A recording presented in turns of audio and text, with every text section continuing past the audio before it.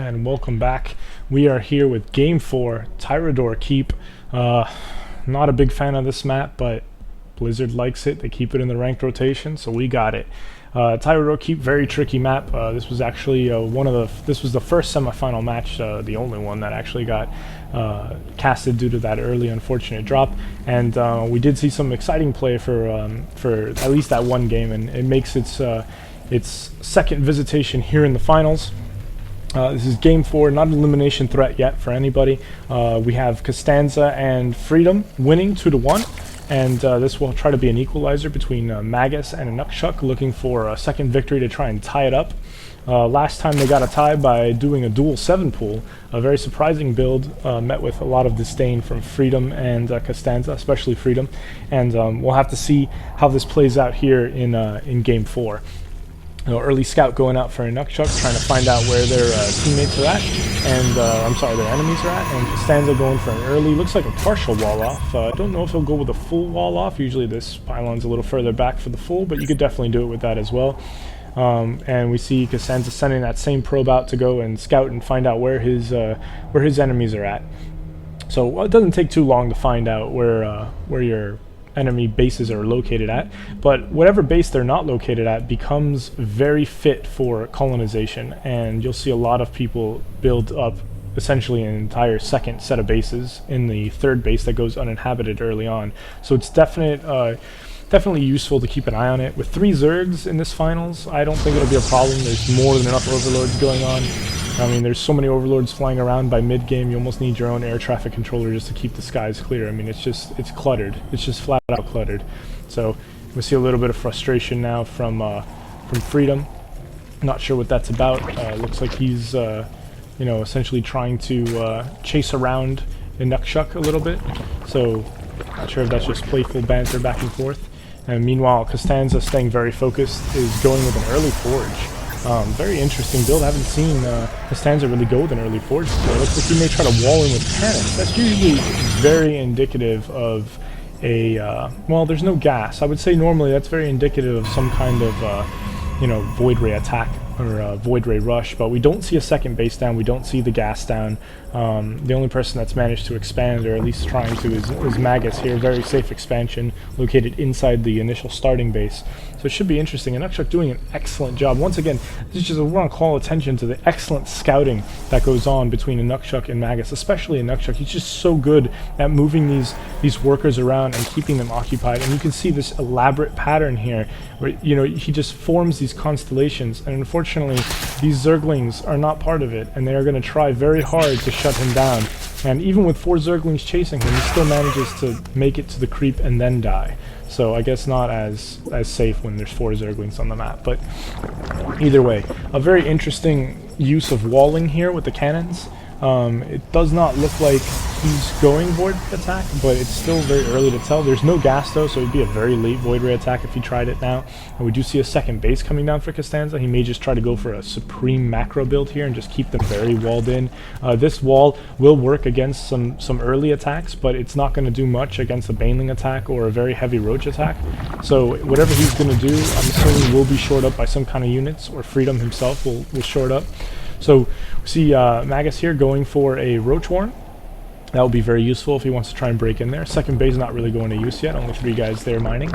And Inukshuq going for his expansion and also his own evolution chamber and Roach Warren. And his expansion just popping now, and we'll see if he tries to saturate that. They may try to finally go for that macro build that they wanted to go for in Game 3. They got shut down with that thanks to a change of playstyles and a 1 base semi-all-in rush from Costanza and Freedom, especially Freedom with just a massive roach build that he had. And you see Freedom going for his natural now, going a little bit outside the wall here. It should be interesting. We see some Zerglings on the move, trying to deny an early expansion. And Inukshuq definitely going to have to... well, those workers are going down, so no saving those workers, but he can try and at least cancel that queen and maybe send some units in. But oh no, does it look like... yes, it looks like they don't actually have any units. It looks like they've been macroing so hard that they said, hey, where are the units at, So we've got a couple of roaches and a queen being called in for service, but unfortunately, and this roach just popped now, but, Oh, and he pulls them off. Unbelievable. Freedom has pulled them off. Came so close to popping his hatchery. Now he's going to try to finish it, but it's too late because there's enough units now to kill off these Zerglings and win the time race. Will he win it? Nope, there's 2 left. He's almost got it. He's down to 27 hit points and manages to save that hatchery. Just barely save that hatchery. And that inject, I think, was maybe not a good idea. He really needed to heal it. At less than 100 hit points, it's so easy to pop it, and that's exactly what Freedom intends to do with these Zerglings. I guarantee you those Zerglings are focus firing on this hatchery and taking it down. They will essentially suicide themselves because these roaches will pick them off, but they will at least take out this hatchery. And there it goes. That's where that heal would have really been critical, to just heal that hatchery and buy him some extra time. Now he's going to have to spend another 300 minerals to bounce it back, and these Zerglings just run back in celebration, hanging out at the disdain of Magus's overlord, which is very depressed at the news of the death of the hatchery. And we do have some nice little roach piling up here. We also have a queen without a home. Could probably put down some creep tumors and at least be somewhat useful. We do see Magus spreading a little bit of a creep highway here. Other than that, much going on. Back at the Costanza Lab of War, we see tons and tons and tons of stuff. Oh my goodness, is that a fleet beacon? It is a fleet beacon. So now we have the answer to why this wall-off exists, and that is because Costanza apparently is planning to go all base in to, I can only guess it's a carrier build and maybe even a mothership. And if that's the case, that is going to be a very creative mothership. We actually had our first mothership appear earlier in this tournament series from Kid, who used the mothership to essentially eliminate Jester and Eddie Luna, and it was quite a show. It wasn't as serious as the finals match, so it'll be really interesting to see. Costanza may actually put the first ever mothership into a finals match, which would be, you know, pretty unheard of. It may actually work though, because it'll be pretty early on. We're still below 10 minutes here, and we see more Zerglings coming in to just keep an eye on things and find nothing but roaches, which I'm sure Freedom is very happy to see, because roaches can't shoot air, and air is what's coming. So this is definitely you know, probably good news for them. Definitely like what they see here. And, you know, just want to point out at this point that there is a little bit of lore that goes into this matchup. Not particularly the Zerg, but the Zerg Protoss. For you who are joining us and maybe didn't see the first tournament, the finals were lost by a Zerg Protoss team. And at the end of that, the Zerg player, dude from Brazil, famously threw his hands up in the air, or at least I'm assuming he did, basically said, hey, Zerg Protoss could never win a finals. And with that, the curse from Brazil was born. So that curse has so far seen every Zerg Protoss team get eliminated from this tournament. The only one remaining is Costanza and Freedom, so they're not just playing for their respective races, they're not just playing to represent Zerg and Protoss, they're literally playing to break a curse. So it's very, very powerful there, and I'm sure the weight of that is all over their heads, if they even know about this. Now, meanwhile, on the Inukshuq Magus side, they also want to make history, being the first Zerg duo to ever make it to the finals and then win the finals. And you see a lot of overlords hanging out, lots and lots of roaches. Unfortunately, those roaches are going to be met by what looks like nothing but maybe carriers or void rays. I really don't see what he's trying to build just yet. We see tons and tons of gateways going down, and you know, just still nothing significant yet. We see, it looks like he's going to reinvest in heavy gateways. I'm not even sure why the starport is there, other than to maybe make, you know, because you don't need the starport for the mothership. I don't think you do. So, yeah, you're good to go. You just need the fleet beacon. Well, you do need the starport for the fleet beacon, so I guess that does make sense. So I guess we're going to see a mothership at some point coming out here. You just see massive warp gates going into action here. Meanwhile, Magus is going to go ahead and be the first one to try and take this this base over here. Ironically, he picks the one base being monitored by Freedom, so Freedom is fully aware that he is trying to expand over here. And there it is. The mothership is on the field, cloaking all of these units in. Very interesting choice here. Should be very interesting to see how they're going to counter this. There's not much detection, tons and tons of creep tumors, just creep galore everywhere. And we see a very small roach wall considering how long it's been. We do see some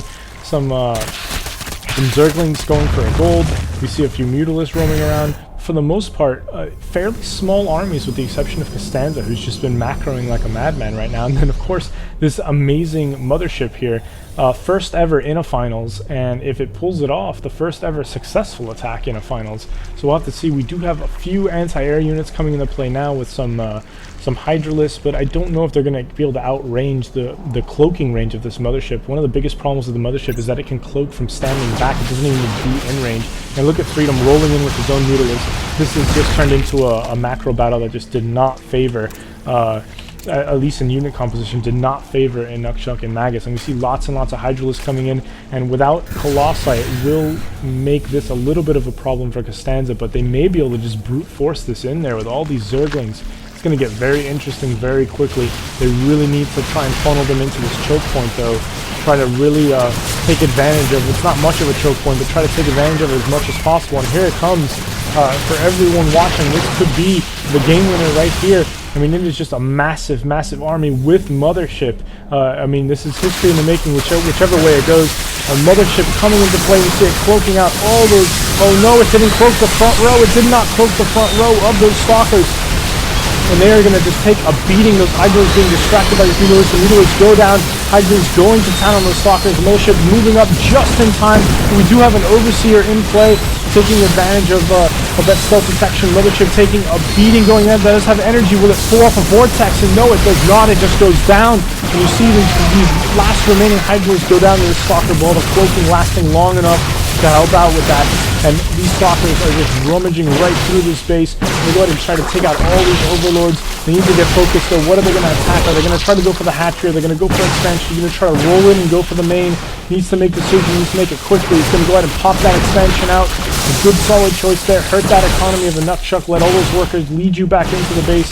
And here we see a bunch of Zerglings coming out. That'll be a good counter with these Hydralisks to try and get it. But they need to try and wedge them in the choke point here. Don't let Costanza's Zealots roll in. And oh my goodness, look at Freedom's macro just take over as all these roaches roll in to try and help out. And they're just going all heavy armor. This does not look good at all for Inukshuq and Magus. You see Magus throwing down Desperation Spines. That's what happens when you throw down Spines at the last minute to try and defend your base. Just total desperation here. And Inukshuq flips the game. Magus probably shortly to follow as Game 4 goes to Costanza and Freedom, making their lead a nice solid 2 games. Making them a 3-1 lead, making the next game an elimination threat for Magus and Inukshuq.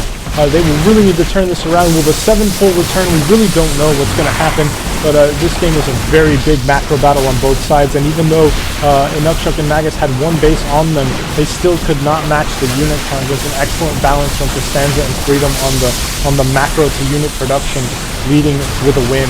So stay tuned. We will have the next game coming up in this tournament series and see if Inukshuq and Magus can avoid elimination or if we will have a new tournament champion.